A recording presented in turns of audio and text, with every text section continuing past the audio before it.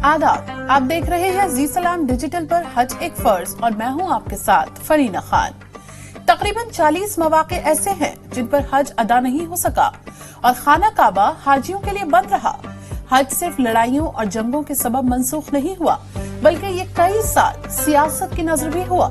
सन 983 ईस्वी में इराक की अब्बासी और मिस्र की फातमी खिलाफतों के सरबराहान के दरमियान सियासी कशमकश रही और मुसलमानों को इस दौरान हज के लिए सफर नहीं करने की इजाजत दी गई। इसके बाद हज 991 में अदा किया गया। 357 हिजरी में एक और बार फिर एक बड़ी वजह के सबब लोग हज अदा नहीं कर सके और ये वजह कुछ और नहीं बल्कि एक बीमारी थी। कई रिपोर्ट्स के मुताबिक अल माशरी नाम की एक बीमारी के सबब सऊदी अरब में बड़ी तादाद में अमवात हुई।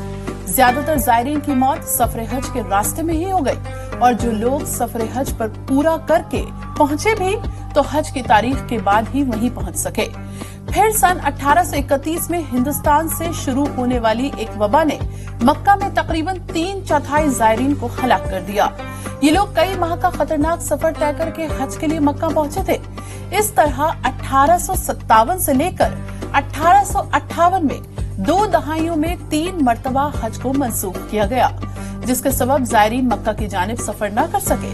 सन 1846 में मक्का में हैजे की वबा से तकरीबन 15,000 अफराद हलाक हुए।